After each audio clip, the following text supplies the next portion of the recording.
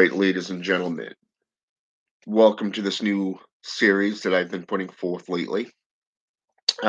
This is based off the Warlock and Warlock Mythos, basically the Warlock series. So I've already done about three, if not four, videos on the topic discussing what a warlock is, how it's the practices are foreseen. I even did a couple rituals with prayers. So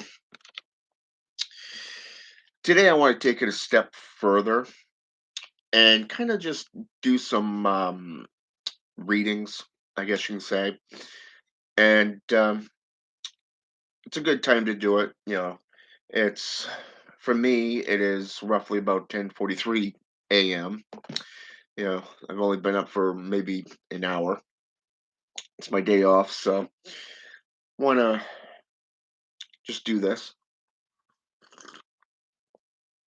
especially since it's 25 degrees out. So I want to read to you something. This comes from Christopher Penziak. Okay. And there are two pages I'm going to read from in this book. The first,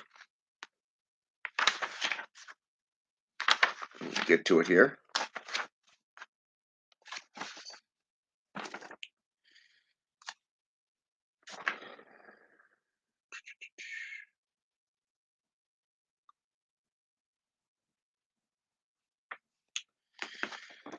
All right. Page 7. If you turn back a few hundred years, you can see the world within this aspect, okay? The word witch all across the records of one of Europe's greatest holocausts, okay? The witch trials. Men and women were persecuted, killed for being different.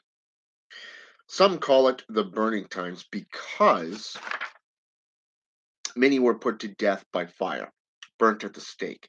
Typically, history books gloss over this particular bit of history, but it is very bit a part of us. And that I do concur with because even in my own research, my own studies, even in my own practices, I have come across numerous aspects for the last 1,000 years that have literally taken me into these eras of time. From the early witch trials of the 11th to the 14th century, to the Renaissance, to the Holy Wars, the Dark Ages, even up into the burning times themselves, the last 400 years. The research and the study and the practices have all taken me to these aspects, including that of the grimoire systems. So, anyways,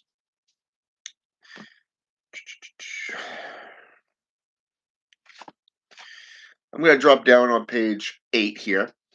If you ask a witch what he or she means by the word, you will get as many definitions as there are witches. And yes, witches can be both women and men. Okay, and I want to show this to you here because this is my opinion is a little bit of controversy. It is also a little bit of hypocritical deceit, and you'll see why in just a second here. I'm a man and identify myself as a witch. And this is Christopher Penziak saying this. Male witches are not called warlocks. The word warlock can be traced from Scottish, Old English, Germanic, and Indo European roots and is now generally regarded to mean deceiver or oathbreaker. The deceiver and oathbreaker is taken from the Welsh and the Scottish. Basically, the how should I say this? The Norse, I guess you can call it, perception of it. So, to those involved in the craft, such a title was probably associated with witchcraft by those who wanted to defame the practice. Okay, meaning the JCI, the Judo Christian institutions. Okay, and then he goes in here and goes into the various different meanings of the word Wicca and Wiki, and but I'm going to skip that and go into page 27, second paragraph. Although witch is the commonly recorded English word for those practitioners drawing on the Anglo-Saxon etymology, magical practitioners are known by many other names and titles, including magician, magus, wizard, warlock, and sorcerer. You notice how earlier I said it was kind of hypocritical self-deceit, and you'd see in just a minute. Well, this is what I mean. He said men and women can be witches. They don't go by the name warlock. I am a man who identifies as a witch. You see, most Wiccans and pagans today of the white light paths of the left hand path or the right hand path practices associate with the word witch because it has more of a meaning.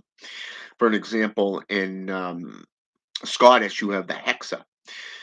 Hexa is a name and terminology used for witchcraft, and it is also associated with the practice of somebody who practices witchcraft. And it's very interesting because of the fact that it shows that more women practiced sorcery at the time in that region than males. But males make up probably about 2-3% of the practitioners of that region, going as far back as the 6th century AD. Okay. Each has a different connotation regarding powers, morality, and gender of the practitioner, depending on the area and time period when used. Right there, a lot of practitioners tend to overlook this. Even I've noticed through the last 10 years of teaching online that so many people are more stuck narrow mindedly upon modern day views of a warlock being an oathbreaker, a deceiver, and a liar, a traitor, basically, meaning that one has betrayed their coven, their oath, and such like that, based off a coven setting. And covens are 9 times out of 10 associated with Wiccans and pagans. So keep that in mind. This does not mean that Satanists and other houses, for an example, within, say, Haitian Voodoo or Pedo Mayumbi or Monty, for that matter, can't reside in what is known as a house, a peristyle. But it is something that you have to consider because a lot of people do come together for certain equinoxes and solstices. But a coven is a group of people that practices um, all year round. And literally, how should I say this? I'm trying to choose my words carefully here. It's a group of people that performs rites and rituals. Think of the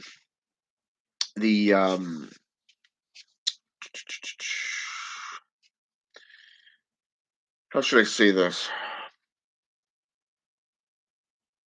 Let's look at the Michigan Coven, going as far back as the 1920s.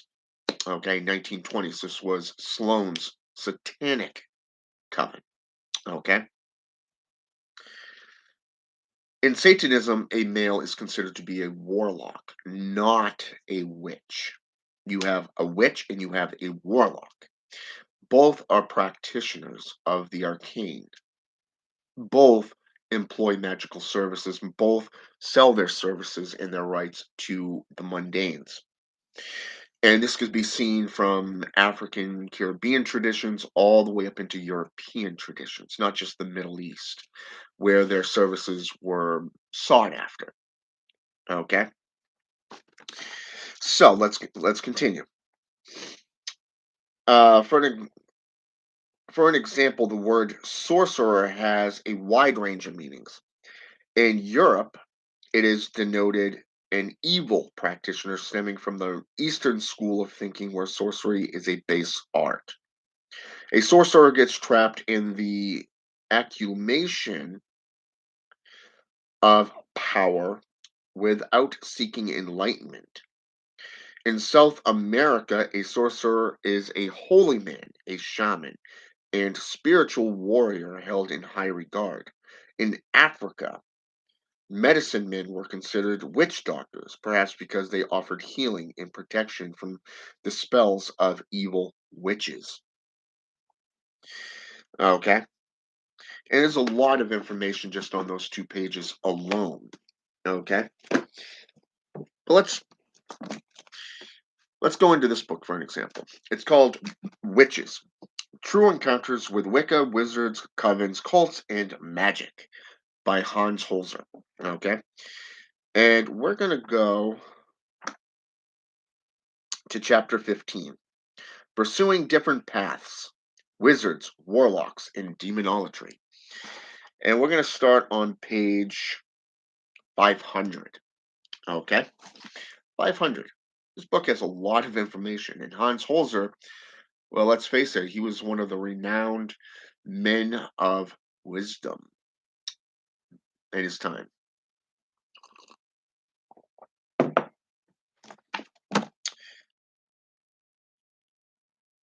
Bottom of the page, last paragraph. Those who do not know about Wicca, especially the uninformed press, like to refer to a male follower of witchcraft as a warlock. While the term warlock is certainly a valid description of a person engaged in pagan rituals, notice that term, pagan, okay? It is never used in Wicca or white witchcraft. A warlock is a man practicing some form of magic, generally in the nature of conjuration. The difference is quite obvious. Female and male witches worship the mother goddess Diana and dedicate themselves to the principles of the old religion. They work healing spells or partake of other community enterprises. Okay. And right here, I want to just stop myself real fast because I want you to understand something. Okay. When it says white witchcraft, okay, white witchcraft is associated with the church. Nicholas Remy, in chapter 1 of his book Demonolatry, basically denoted 3 types of witchcraft. Okay. And this was based off items found and confiscated off witches during the burning times in the Inquisition. Okay. White witches, well, I should start out with this because the the first is the holy men. Okay, those who were considered reverends or monks. And this goes with the Shem priesthood and the Hashishin and the Knights of Templar and groups such as this. And trust me, there's a lot of different groups throughout history that were considered to be highly trained in combat, but was also holy religious zealots. Okay, so the first, the Catholic Church, the Vatican itself, recognized that monks could not be, how should I say this, be coerced or corrupted because they were working for God. Okay. Now, the second class was what is known as white witches. Okay. The white witches and white witchcraft are those used for healing and protection. Okay. And they went to their Vatican and they said, "Hey, I'd like to do this. Can you sanction it for me, please?" Okay. And the Vatican can say yay or nay, basically yes or no. Okay. So if they said no, well, there's nothing these white witches could do. This is what it means by following these types of principles, okay, of the old religion. All right. Now, then you have the third classification, which would befall the warlock aspect, if you wish. And this is known as black witchcraft or dark witchcraft, dark sorcery. And this was associated with those who basically told the church, piss the fuck off. Sit and rotate. I'm going to practice my religion the way I want to. Okay. And that was the three classifications of witchcraft practices done by the Vatican. And that was the views by Nicholas Remedy, who was an actual ordained clergyman and a Christian of his time. Okay. And like I said, you can go out and get that book there. It's called Demonolatry, an ancient historical account of witchcraft by Nicholas Remy.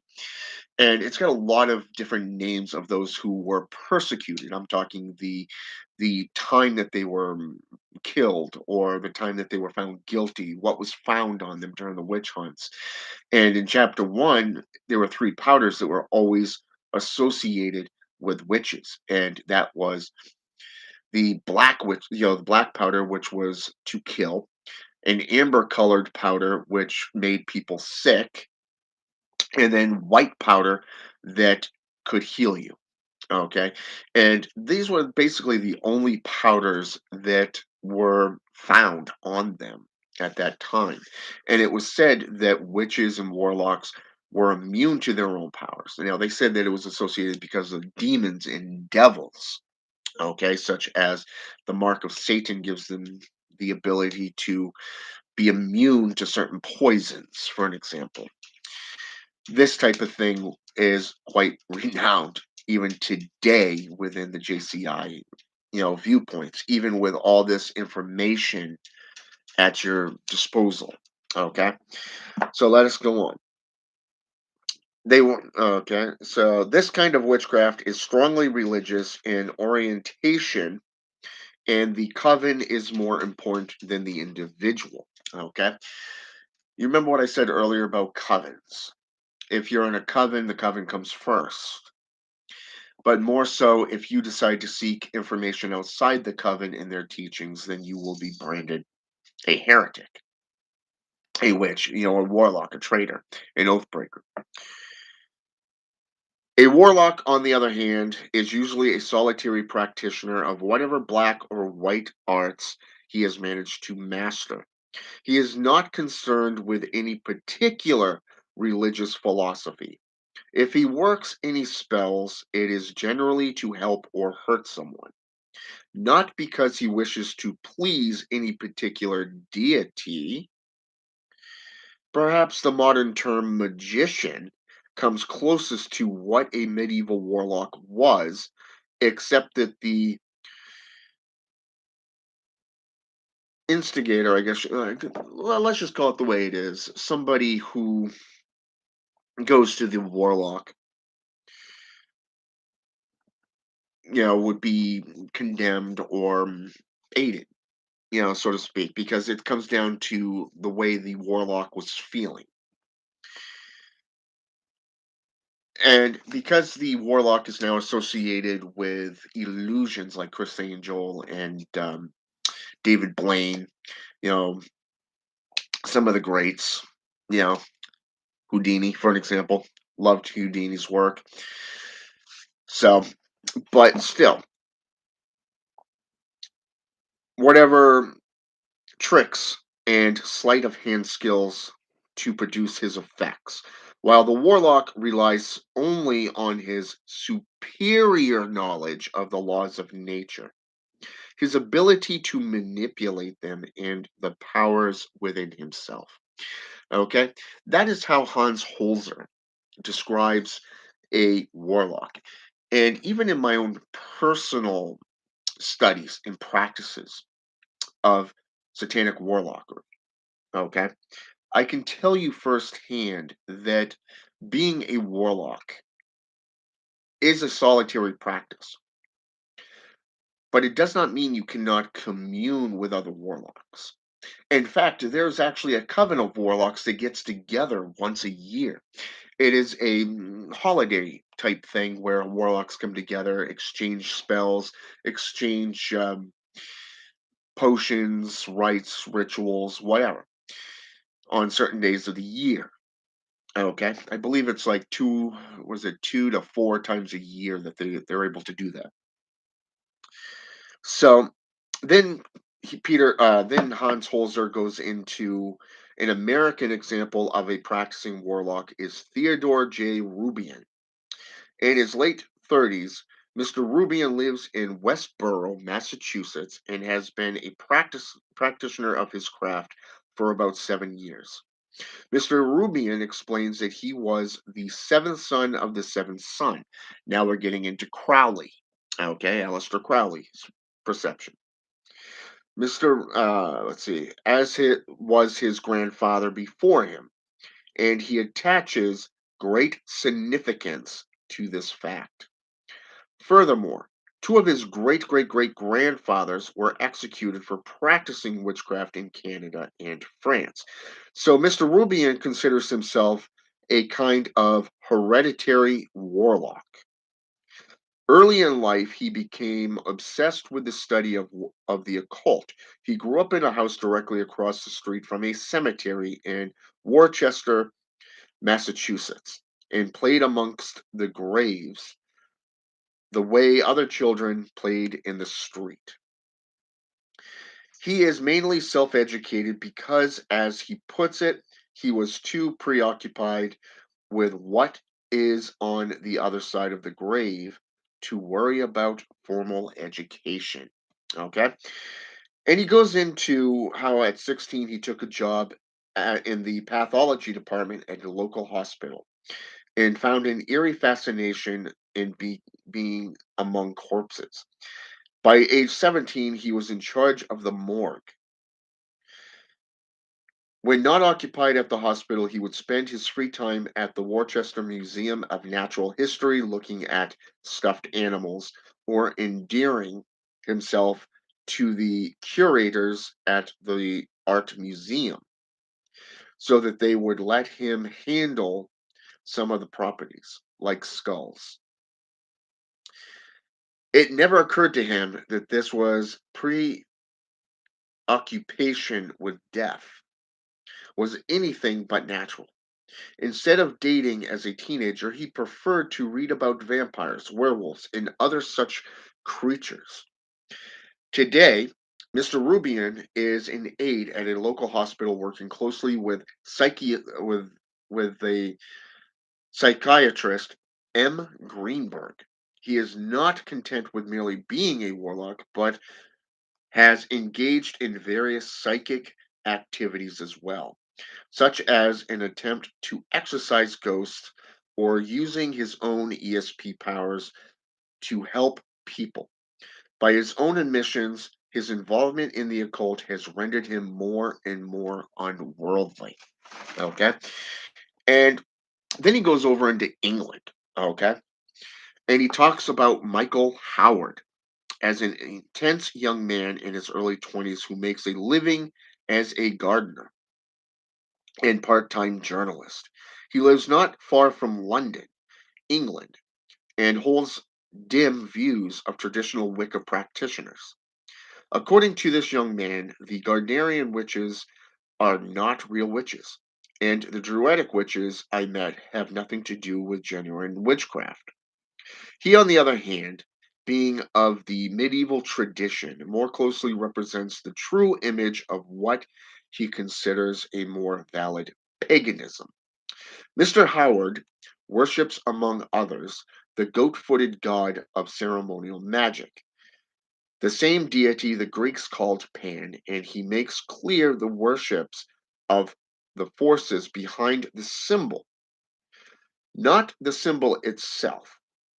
His worship of the goat god is purely metaphysical and based upon the idea that all gods are one and that this is the creative force manifest throughout nature.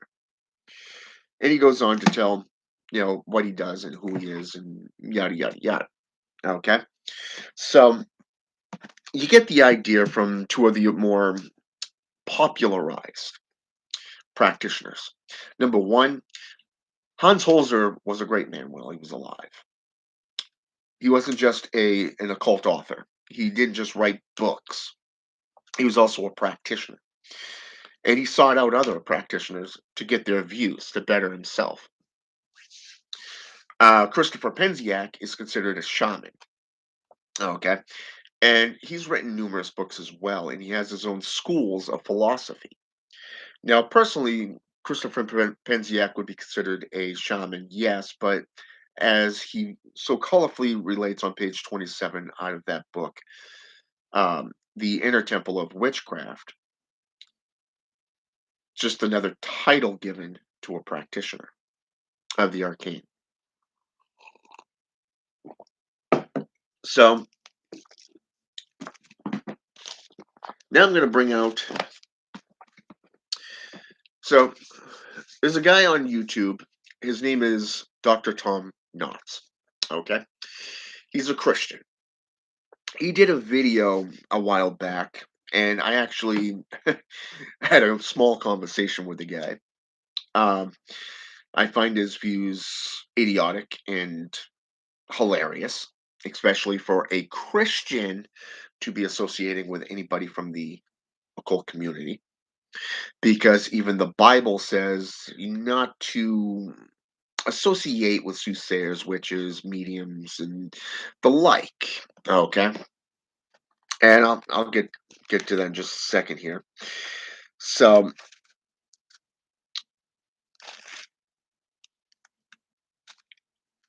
let's see. I'm gonna bring it up here. Just looking at it here because I got the Bible right here too. Um,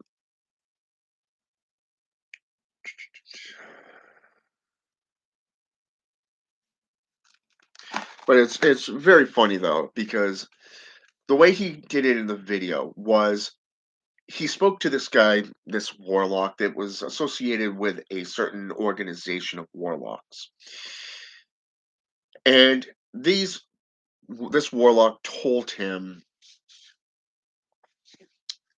"Mr. Zombie, that is correct." Basically. So, anyways, he discuss, he dis- distributes this knowledge as there are two types of practitioners. There is the natural or born, the hereditary warlock, who was born with the magical gifts and the abilities that come along with it, and a natural formulation, and they can trace their lineage all the way back to the Tower of Babylon. Okay, back into Babylonia. And then you have the book learned, which are those who basically learn to become witches, learn to become warlocks. And they're more like a half breed type thing. And it's funny because even in Satanism or the occult, when we get into grimoire systems, the grimoire of Armadale speaks to Satan as being the witch father. Okay, he's the witch father. The magus put forth by Francis Barrett in his little about halfway to three-fourths through the book, you'll find um, these little spheres. Think of it like where everything befalls in the food chain, so to speak.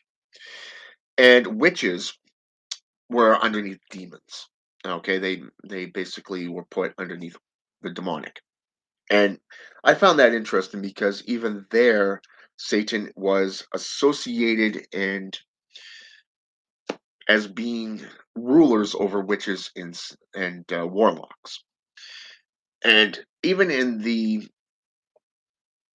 nine sins, when you put the crown princes associated with the sins, Satan is the corrupter. He is the one that was put into play that rules over witches and warlocks and magic and such. And it's like these people who are writing this haven't done their homework. Okay, they just have not done their homework. So I went over and I grabbed this off my shelf, and it's the Dictionary of Demons, Names of the Damned by Michelle Belanger. So I'm going to go to S. Okay. Let's see here. Let's see if I can find it here. Because I know this book has two references here that I want to make clear here.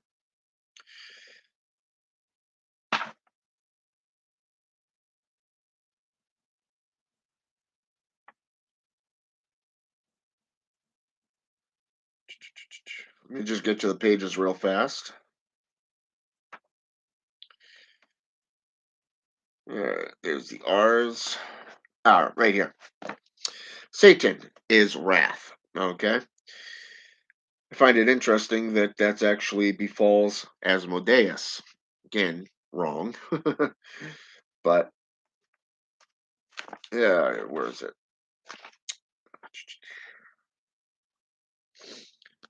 S-A-R. Right here. Okay. The name is derived from the Hebrew word meaning the adversary. Most instances of the word Satan that appear in the Old Testament are indeed not as a proper name, but a function. And this can be seen in the book of Job, chapter 1, where Satan actually goes in and he's fulfilling the role of accuser. Um, Chapter 4 in the book of Matthews, the New Testament, the Gospel, where he is fulfilling the role of tempter. Okay. You can even go into the Chronicles of Jeremiah. The fallen angel Samiel is described as the chief of Satan's, further indicating that this was less a name and more of a function. Nevertheless, over time, Satan developed into the adversary par excellence, the infernal lord of demons who commands the armies of hell. He makes a memorable appearance in the book of Job where he walks right into the court of heaven and makes a wager with God. Now, I find it interesting that it claims that he made a wager with God. Now, anybody who's ever read the Bible, that's not what happens. Okay. So let me open this right up to the book of Job real fast. Job chapter 1. Okay.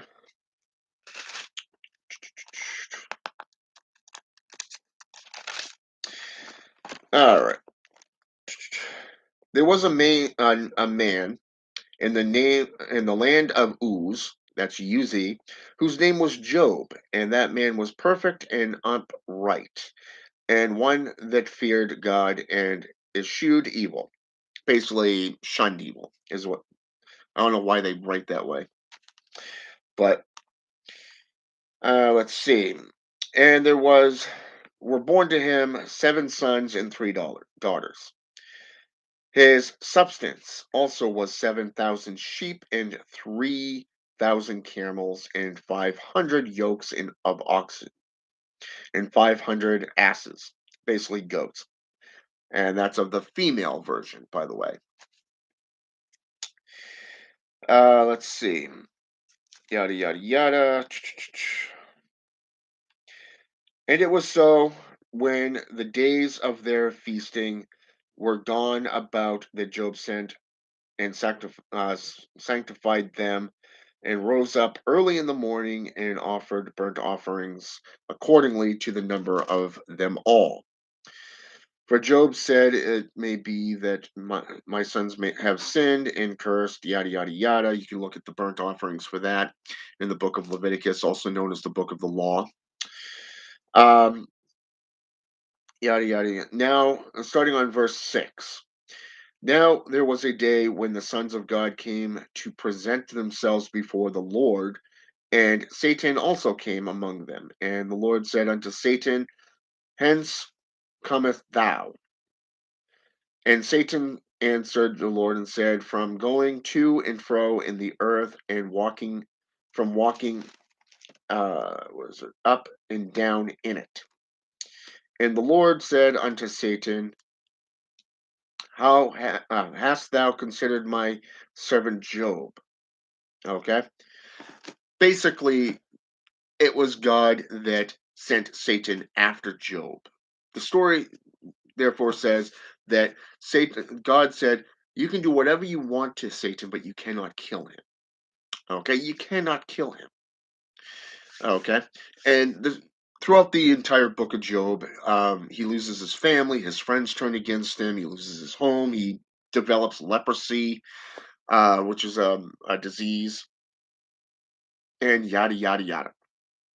Okay, so the story that was written in the book of Jeremiah was actually misinterpreted in that form.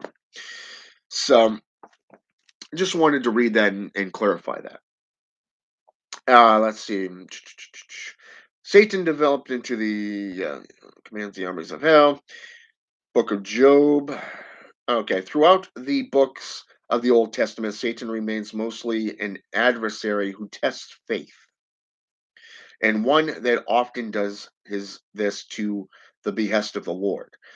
In the New Testament, however, Satan becomes the being that stands in the direct opposition to Christ, and by extension, God the Father.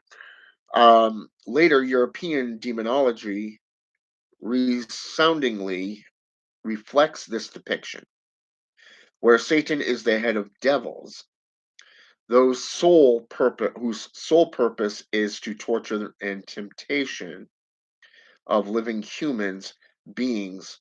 In this, he is equated variously with Lucifer, Beelzebub, and Belial, all demons who have been placed at the head of the infernal hierarchy in various traditions.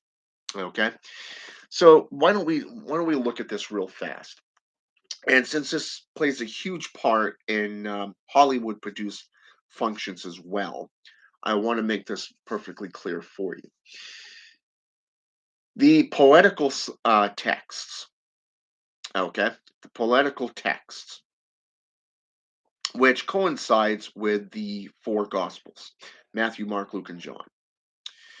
When Jesus was crucified, the man Jesus was crucified and he died, he said he would be back in 3 days. Okay. He would arise in 3 days. And so he descended into hell. At least that's the story. Okay. But there's not much depiction on what transpires in hell. Okay. Now, the poetical texts show that when he came into the kingdom of Beelzebub, Beelzebub, Lord of Flies, was the head of the table, so to speak. He was the chief of the demons. Okay, all the demons. He's also known. Beelzebub was also known as the Lord of the witches' Sabbath. He was the one that laid with witches at the Sabbath. He was the one that resided over the witches' Sabbath. So he was basically removed from his throne by Jesus of Nazareth after his crucifixion. And these texts literally show that Satan, this Grigori, this watcher angel, was put into power. This is how Satan took the throne of the underworld, was at his God's request. Okay? Now, if you go into the Zohar, the Talmud, the Jewish Haggadah, or even, say, for an example, the Dead Sea Scrolls, okay? The Dead Sea Scrolls is the only text that really speaks about Belial and the sons and daughters of darkness. And that's in the scroll of Amram, okay? So outside of this, you have the Zohar, you have the Talmud, the Munich manuscripts, the poetical texts, in the Jewish Haggadah that speak about Satan. Ha Satan translates into adversary. This is Hebrew. Jewish or Islamic tradition, you have El Shaitan. El Shaitan is the tempter, okay? The adversary, basically. So there you have it, okay? So let's scroll down here. Demonologist, yada, yada, yada, Belial. Okay, in Barbara Guire's early 19th century, Les Farfadets, Satan is depicted as a deposed prince and leader of the opposition. Having been ousted by Beelzebub, okay, being ousted by Beelzebub, what did I just say? Beelzebub was replaced by Satan, not Satan being replaced by Beelzebub. You see why it's important to do your own homework and not take things at face value. Okay. The hierarchy was taken up and repeated in A.E. White's treatment of the Grand Grimoire in Mather's translation of the Sacred Magic of Abraham the Mage. He's identified as one four principal spirits that oversees all other demons in the work. He shares his rank with Lucifer, Leviathan, and Belial. This is modern day Levian Satanism. Okay, this is where that came from. Leviathan, Belial, Lucifer, and Satan. Okay, there you have it. Okay, Satan is invoked several times in the Munich Handbook, although in this text his name is frequently spelled Sathan, Sathan. Okay, you can also see Beelzebub, Belial, Barbara Guire, Grand Grimoire, Leviathan, Lucifer, Mather's Munich Handbook, Samuel, and White. Okay, so now you have a much bigger interpretation of who Satan is. If you go into Rosemary and Gully's um, Encyclopedia of Demons and Demonolatry, you will see a lot more information on Satan and how he's associated with the Watcher Angels, the three books of Enoch, and many other things. Okay, but more so, you see him as an angel. Okay, an angel of light. He is one of the first classes of angels, and I think S. Connolly actually, in her books, caught that one dead on the nose. Where he's a member of the first order of angels, the Gorai. These were silent angels who were basically warriors, and their job was to watch over humanity and report. Okay, so Hollywood basically has taken this notion and made warlocks being evil. I mean, if you want look at the Witches of East End or that of the original, was it the 1990s to early 2000s Charmed, starring Holly Marie Combs, you know, Rose McGowan, Shannon Doherty, and Alyssa Milano. You'll notice how there's supposedly, warlock factions in hell. Okay, so they've basically taken it and made them evil, and this is through Hollywood produced films. And then you go into the Brotherhood of what is that called? Something to do with the Brotherhood. And you see in the title Young Witches, or Young Warlocks, I should say, which is the second one, takes place in college or on a campus, I should say. And this kid comes into the campus, he befriends these losers, these outcasts, and he becomes their mentor. Creates the shark, the shark tooth athame, which is a 16th century athame, the wooden handle with the tooth of a shark. It's known as a spirit tooth. Okay, and it's funny because of the fact that he gets them to drink, to break the laws, to perform rituals, the human sacrifice of your worst enemy, and you basically commit murder and you act on it. You have to break the 10 commandments according to this Hollywood produced film. And one person, resists, like all of them, one person always, resists the temptation of the devil, of the power, and goes and gets help, finds the courage and overcomes the evil beast, you know. You see what I mean? Even if you get into the Warlock series with Julian Sands, you're going to see that the warlock was considered to be an evil witch, an evil male witch whose job is to conquer and gain more power. In the first one, it was the true grim, the true grim war, the grand grim war, the devil's grim war that beheld the name of God, so to speak. And then you have the second one, which basically, I believe it was called Armageddon, if I'm not mistaken. And it took place throughout Druidic time, but in modern times where you had holy warriors, you know, and it turned out to be kid's girlfriend and this kid who had to die to become these holy rollers, so to speak, that stood against a warlock. Okay, who was after these gems. Okay. And then you have the third one, which takes place in a mansion that was shut down due to the owners being dead, and they had to hunt down the only living heir. And to get that girl's soul, guess what?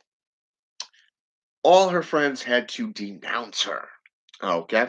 So again, we're going right back into the medieval burning times of witches and women and the views of women being associated with witchcraft. Okay. And as for men, well, they were always going to be viewed as evil. Okay. Think of a feminist in modern times. Men are evil to women. It's not right. A male got promoted over a woman. Woo! You know what I'm saying? It's pathetic. But when you get into actual study and practice, you'll notice that a warlock is associated as an equal to a female witch. Okay. They are both keepers of the secret knowledge, the ancient knowledge. All right. So before you befall some of these witchcraft movies of Hollywood, and you get that idea that witches are associated, black magic is associated with groups like the Illuminati, or that you have some kind of magical powers where you can just flex out your hand and lightning bolts come out like something out of you know, the Jedi, or that of Witches of East End, where the man goes off and after being betrayed, he loses his mother, he turns evil, turns into magic, and he becomes a warlock. Gets his powers back. He and his brother, and then he kills his own brother. Okay, it's one of those things that you actually have to use wisdom, knowledge, and if you can't back it up, then you shouldn't be following it. Okay, we live in a time where all the information is right here, stroke of a keyboard, or on your smartphone. Okay, on your phone. Same exact thing. Look it up. Trace its roots. What is the equivalent of a warlock? Today, warlocks are associated with the Bokor, the Maramberos, the Darak. Okay. But if you go back as far back as the 6th century, you're going to see the Ashi, the Ashen, the Aji, the Strega, or the Hexa. Okay. The Necromancer. All practitioners that can be both men and women. Okay. And for those of you who don't know, the female version of a boko is a capelata. Okay. So again, do your homework. Don't take things at face value. I've given you so many sources of information just in this video alone. Go out, get them. See where it leads you. Begin your journey into warlockery. Okay? Don't believe the video game hype or the Hollywood produced films. Who gives a shit what these white lighters do? They fear what they do not understand, and they're afraid to step out of the light into the shadows. They're afraid to learn, just like Christians, just like modern society. This is why people are being silenced, which goes against freedom of speech, the United States Constitution, First Amendment, freedom of religion. You get banned from their groups because you don't see eye to eye, and if you stick up for yourself, you're gone. Even Alistair Knott said it best in one of his books. We live in a time where the pen is mightier than the sword. And it's true. You look at that one article put forth by the BBC News, and now you look what happened to E.A. Wedding and How to Become a Living God. You look at how friends turned enemies. You look at how that organization just went imploded. And you look at how his content was removed from social media platforms. Okay? And that's just due to one article, well written article by a journalist at the BBC News. That should teach you a lesson about what words can do. Words are powerful. Knowledge is power. But if you don't know the past, if you do not know what you're talking about, even the original newsletter said that E.A. Wedding did not reply to the request for an interview. And here we are, his entire channels have been taken down off Instagram, YouTube, and Facebook.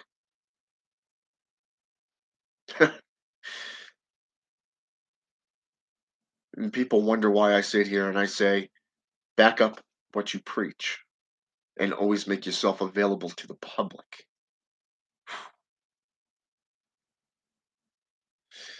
Do you know how many do you know how many people, how many organizations I've seen rise and fall over the years because they don't follow those two rules?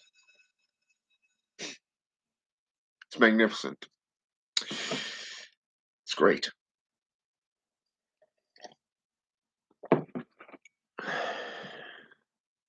Indeed, they have, Mr. Zombie.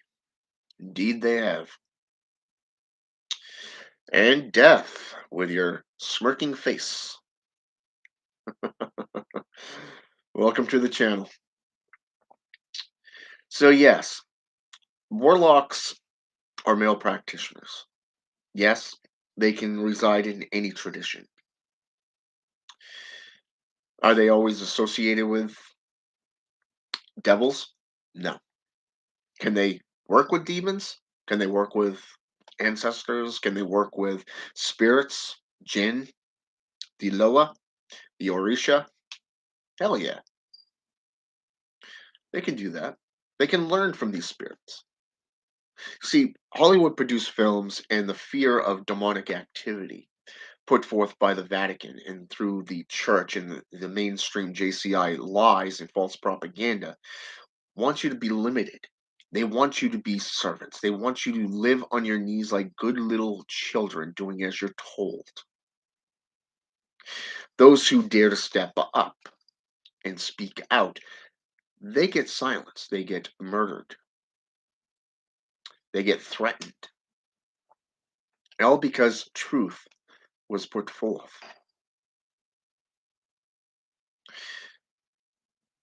But until humanity decides to wake up, it's always going to be this way. Now, personally, my view of being a warlock is about knowledge is power, and true power is undefiled wisdom. Anton Sandler. His essays had a magnificent impact on my life and my career as a warlock, as a practitioner of the arcane, of black magic and sorcery. And I'm not saying that others haven't influenced my path, because they have. And it's interesting to see just how much, when you look back at your career, when you look back at your journey into witchcraft, into sorcery, just how much you've overcome, how much you've grown, how much you've matured, but more so the amount of knowledge gained. And when you look back at these old keepers of the ancient knowledge, keepers of the knowledge, the keepers of the arcane, the keepers of the secret wisdoms, you can see why in Africa, witches, warlocks, they were held in high esteem long before Christianity made its way into their domains. I mean, their huts were right next to the king of the tribe. They were sought after before going to on hunts. Rituals were done before they did anything. You go into European traditions and you see where these people went to shamans, they went to necromancers, they went to witches and warlocks for aid. And then you got the church sitting there saying, "Oh, they're of the devil. They're evil. Do not listen to them. Shun them." Even right here, the book of Exodus, chapter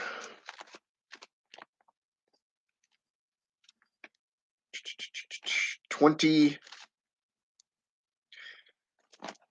chapter 22, verse 18. Thou shalt not suffer a witch to live. That verse alone should tell you what they think of witchcraft, of sorcery. Even if you go into Second Corinthians chapter 4, verse 4, Satan is the god of this world with a little g, because he rules over those who are diviners, those who are decide to commit adultery, go outside of a marriage, what we call polygamous households today. Those who choose same-sex marriages, whatever. It all goes against God. Anything that is not of their their doctrine or their way of life, you are evil and need to be put to death. So why isn't anybody going after them? Hmm. A 1,710 children found at their schools between America and Canada. America and Canada. Unmarked graves of indigenous peoples.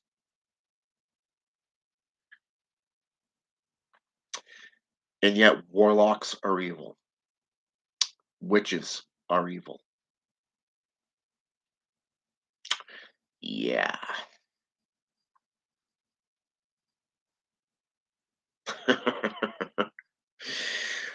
So yeah, do your homework. All right. So have a good day. I want to thank Mr. Zombie for jumping on here with me, and I want to thank Death for jumping on here with me. And for all those who are going to jump on here afterwards, remember this: whatever you preach, always back it up with numerous sources. And most importantly, always make yourself available to the public and do your own homework. All right. Have a good day.